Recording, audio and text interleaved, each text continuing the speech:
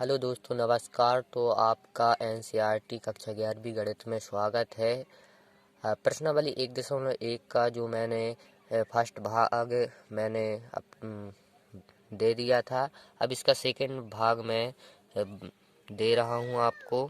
तो हमने next part में क्या कर लिया था, हमने यहाँ तक कर लिए थे कि सभी समपूर्णांकों का संग्रह, तो इसके बारे में हमने पढ़ लिया था। इसके बाद एक रह गया था, ये है इस अध्याय में आने वाले सभी प्रश्नों का संग्रह। तो हम बता सकते हैं कि इस अध्याय चल रहा है हमारा, इस अध्याय में आने वाले संग्रह कैसे होंगे।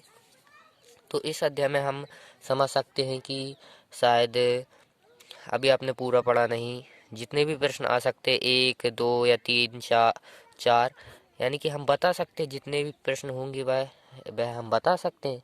यह संग्रह कैसा है, सुपरिभाषित है, इसलिए यह क्या होगा, एक समुच्चय होगा। तो यही मैंने लिखा है कि इस अध्याय में आने वाले प्रश्नों का संग्रह हम आसानी पूर्वक बता सकते हैं, अतः यह संग्रह सुपरिभाषित है, इसलिए यह एक समुच्चय, इसलिए यह एक क्या है, समुच्चय। तो यह जो प्रश्न पहला था ये हमने पूरा कर लिया। अब प्रश्न हम 2 पर आते हैं। प्रश्न 2 है कि मान लीजिए ए बराबर समुच्चय, यानी कि समुच्चय ए बराबर 1, 2, 3, 4, 5, 6 रिक्त स्थानों में उपयुक्त प्रतीक, जो ये सब ये होता है इसे यूनानी कहते हैं, हमने इंट्रो पार्ट में बता दिया है, यूनानी कहते हैं। अगर है यानी कि समुच्चय है तो ए प्रदर्शित करना है, यानी कि ए लगाकर, और नहीं है तो ए दिया है अथवा भरिए। तो दिया है हमारे पास 5 dot dot dot A, 8 dot dot dot A, 0 dot dot A, 4 dot dot A, और 2 डॉट डॉट ए, और 10 डॉट डॉट ए। तो हमें इसके बारे में बताना है। तो सबसे पहले आपको क्या करना पड़ेगा, सबसे पहले आपको हल डालना पड़ेगा,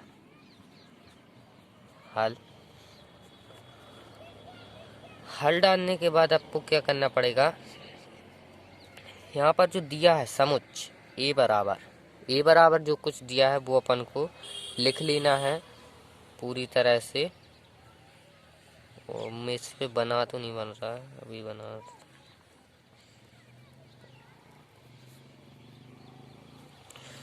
ठीक है, ये आपको इसमें लिख लेना है। तो फिर इसके बाद पहला अपन को जो दिया है उसके बारे में अपन करते हैं। क्या दिया गया है, 5 डॉट डॉट ए। क्या जो 5 है वह समुच्चय ए में है, देखेंगे, हाँ है। अगर है तो ऐसा भरना है, अगर नहीं है तो ऐसा भरना है। अब दूसरा जो है, दूसरा देखते, दूसरा क्या है, दूसरा है 8 डॉट डॉट ए। क्या 8 समुच्चय में है, नहीं है, तो इसको कैसा भरेंगे, ऐसा भरेंगे। अब नेक्स्ट देखते हैं 0 डॉट डॉट ए। क्या जो 0 है वह समुच्चय एक में है, नहीं है, नहीं है तो कैसा भरेंगे, ऐसा। और देखते हैं चौथा दिया गया अपन को 4 डॉट डॉट ए। 4 जो है वह समुच्चय में है, ए में है, हाँ है, तो इसको कैसा भरेंगे, सही भरेंगे, जब है तो सही। 5वां देखेंगे 2 डॉट डॉट ए। जो 2 है वह समुच्चय में है, हाँ है, तो इसको कैसा भरेंगे, सही। और 6वां है 10 डॉट डॉट डॉट ए। 10 जो 10 समुच्चय में है, नहीं है, तो इसको कैसा भरेंगे, ऐसा भरेंगे। अब हम नेक्स्ट जो है प्रश्न पे आते हैं। तो हमें प्रश्न दिया है समुच्चय को रोस्टर रूप में लिखिए। तो हमें समुच्चय दिया गया है x बराबर, यानी कि a जो समुच्चय है a बराबर x अनुपात x एक पूर्णांक है और -3 से छोटा और x से छोटा, यानी कि -3 से छोटा और 7 से छोटा एक पूर्णांक लिखना है। तो अपन लिखते हैं। तो सबसे पहले हम हल लिखते हैं। हल में जो हमें दिया था वह लिख लेते हैं। क्या दिया है? दिया है वह हम लिख लेते हैं। दिया था हमें a बराबर x अनुपात x एक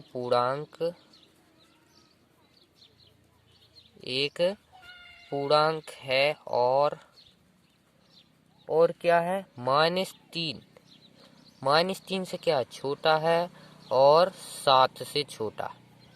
हमें ऐसे पूर्णांक लिखने हैं जो -3 से और 7 से छोटे हैं।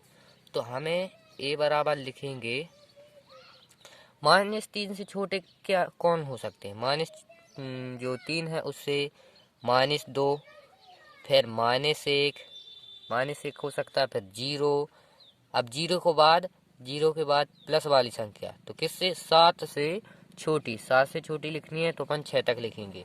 1 2 3 4 5 और 6, ये आपकी संख्या होंगी। तो यह जो होगा यह आपका आंसर हो जाएगा। इतना ही करना है इसमें। अब अपन नेक्स्ट देखते, तो इसको लिखते हैं। हल डालेंगे और लिखेंगे x अनुपात x संख्या 6 से कम एक प्राकृतिक संख्या है। तो इसको कैसा लिखेंगे? प्राकृतिक संख्या यानी कि 6 से कम लिखनी है। तो b बराबर 6 से कम लिखनी है तो 1 2 3 4 5 6, यानी कि 6 से कम लिखनी है तो 5 तक लिखेंगे, 6 नहीं लिखेंगे। ठीक है, तो ये आपका क्या हो जाएगा? आंसर हो जाएगा। अब देखते हैं नेक्स्ट, इसको करते हैं। तो दिया है x अनुपात x 2 अंकों की ऐसी प्राकृतिक संख्या जिसके अंकों का योगफल 8 है। तो सेम है, क्या लिखना है? ऐसी यानी कि 2 अंकों की ऐसी संख्या जिसका योगफल 8 है लिखनी है। तो c बराबर 2 अंकों की ऐसी कौन सी संख्या है? पहली लाइन में नहीं होगी, दूसरे में होगी। 17 होगी। 7 और 1 और 7 कितनी होगी? 8 होगी। 17 हो गई और 26 हो गई और आगे 35 हो गई और 44 हो गई और 53 हो गई और 62 हो गई और 71 हो गई और 80 हो गई और बस इतनी ही हो सकती हैं। तो ये आपको ये जोड़ोगे आप तो ये कितनी होंगी? इनका योगफल 8 आएगा। तो अब देखते हैं नेक्स्ट। तो अपन को दिया है d बराबर x अनुपात x एक अभाज्य संख्या है जो संख्या 60 की भाजक है। तो इसको लिखना है, इसको अपन को करना है। कैसे करेंगे? हल डालेंगे और लिखेंगे, क्या लिखेंगे कि जो संख्या 60 की भाजक कौन कौन सी हो सकती है? 60 की भाजक d बराबर अपन लिखेंगे, या एक तो 2 से भी 60 में भाग चला जाएगा। अभाज्य संख्या बतानी है, 2 से 3 से भी और 5 से भी, 6 से तो चला जाएगा, वो तो सम संख्या है। 7 से नहीं, 9 से नहीं, तो अब नहीं जाएगा, इतने से ही जाएगा। तो ये आपका क्या हो जाएगा? ये आपका सही आंसर हो जाएगा। तो इसे नोट कर लीजिए आप। अब देखते हैं नेक्स्ट। तो हमें दिया है कि E बराबर TRIGONOMETRY शब्द के सभी अक्षरों का समोच्च, यानी कि ट्रिग्नोमेट्री शब्द के सभी अक्षरों का समोच्च। तो मैं एक बात बता दूं कि जहाँ भी आपको ये शब्द मिले, यानी कि आपको समोच्च के अंदर कोई भी यानी कि शब्द मिले, x y यानी कि कोई भी मिले, यानी कि कोई भी शब्द मिले, तो उसमें जो अगर जैसे कि x 2 बार आ गया तो उसमें x एक ही बार लिखा जाएगा। x क्या लिखा जाएगा? एक ही बार लिखा जाएगा, यानी कि हर एक शब्द एक बार लिखा जाएगा, उसकी पुनरावृत्ति नहीं होगी, उसे दोबारा नहीं लिखा जाएगा। तो इसको भी अपन ऐसे ही करेंगे, हल डाल के लिखेंगे। E बराबर समुच्च ट्रिग्नोमेट्री को लिखेंगे T कॉमा लगाकर और RIGONOMETRY O। अभी हमने O लिख लिया है तो अब हम इसको O को नहीं लिखेंगे दोबारा से।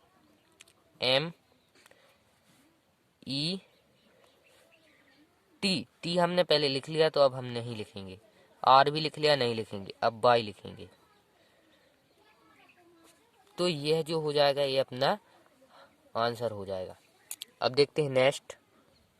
हमें एक और दिया है सेम, तो इसको भी वैसे ही करना जैसे हमने ट्रिग्नोमेट्री को किया था। F बराबर लिखना अपन को, इसमें शब्दों की पुनरावृत्ति नहीं करनी है। B है तो B लिखो, E है तो E लिखो, T है तो T लिखो।